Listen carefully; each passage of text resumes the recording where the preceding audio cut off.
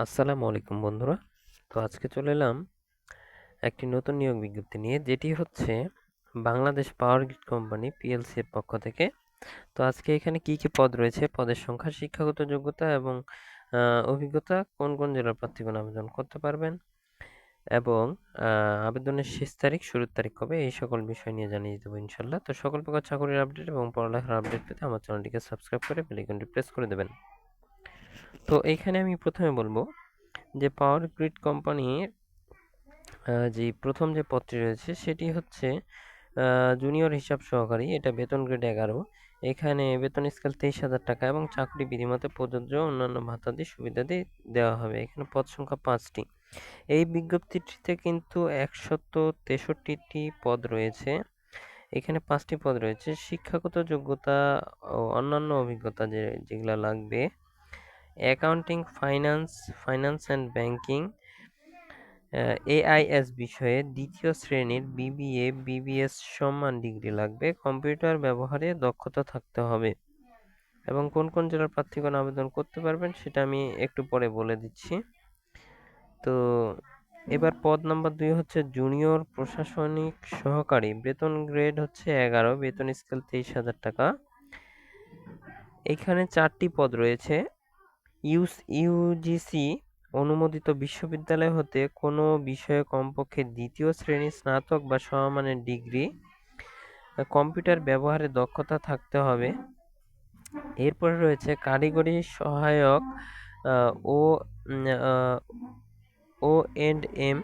এখানে বেতন গ্রেড হচ্ছে 15, বেতন স্কেল 14,500 টাকা। এইখানে কিন্তু সর্বাধিক পদ 150টি।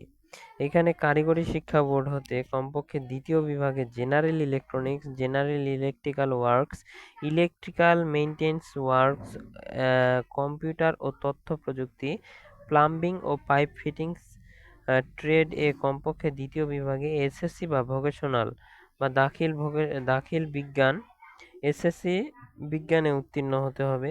প্রার্থীকে অবশ্যই সুস্বাস্থ্যের অধিকারী হতে হবে এবং দৈহিক পরিশ্রম করার সদিচ্ছা ও স্বাভাবিক প্রবণতা এবং বৈদ্যুতিক টাওয়ার ও স্থাপনায় উঠা-নামার সক্ষমতা থাকতে হবে। এরপরে সর্বশেষ যে পদটি, এটি বেতন গ্রেড 15, অফিস সহায়ক। এখানে 14,500 টাকা। 4 জন পদ রয়েছে। এখানে কমপক্ষে দ্বিতীয় বিভাগে এসএসসি বা দাখিল বা সমমানের পরীক্ষায় উত্তীর্ণ হতে হবে। এখানে পদ 3 এবং 4 এর জন্য মানিকগঞ্জ, গোপালগঞ্জ, রাজবাড়ী, ব্রাহ্মণবাড়িয়া, রাঙামাটি, পাবনা, নড়াইল, ঝালকাঠি এই সকল জেলার প্রার্থীগণ আবেদন করতে পারবেন না। এবং এই প্রতিবন্ধী এবং এতিম এবং শারীরিক প্রতিবন্ধী কিন্তু সকল প্রার্থীগণ আবেদন করতে পারবেন যাদের কোটা রয়েছে। আর 1 ও 2 এর জন্য পদ 1 ও 2 এর জন্য এখানে মুন্সিগঞ্জ, ফরিদপুর, গোপালগঞ্জ, রাজবাড়ী, ব্রাহ্মণবাড়িয়া, চাঁদপুর, কুমিল্লা, লক্ষ্মীপুর, রাঙ্গামাটি, রাজশাহী, পাবনা, খুলনা, নড়াইল, বাগেরহাট, বরিশাল, ভোলা, ঝালকাঠি, পিরোজপুর। তবে এতিম এবং শারীরিক প্রতিবন্ধী কোটায় সকল জেলার প্রার্থীগণ আবেদন করতে পারবেন। তো ভিডিও কয়েকদিন দিতে পারিনি, এই জন্য সকলের কাছে দুঃখিত। এখানে প্রথম যে 2টি পদ রয়েছে উপরে বর্ণিত পদের ক্ষেত্রে, উপরে প্রত্যেকটি পদের ক্ষেত্রে কিন্তু 800 টাকা টেলিটক বাংলাদেশ লিমিটেড যে কোনো মোবাইল সংযোগ এসএমএস থেকে কিন্তু কেটে নেবে। তার মানে 800 টাকা কিন্তু এখানে সার্ভিস চার্জ।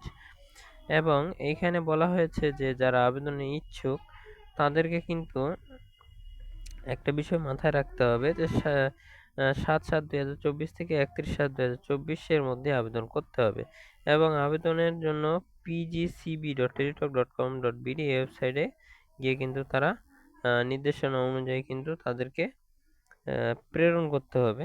যারা অনলাইনে আবেদন করবে তাদেরকে কিন্তু এই ওয়েবসাইটে কিন্তু গিয়ে কিভাবে আবেদন করতে বলেছে সেটি কিন্তু দেখিয়ে দেওয়া হবে সেখানে।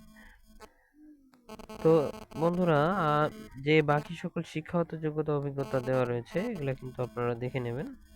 তো সকলে ভালো থাকবেন, সুস্থ থাকবেন। আসসালামু আলাইকুম।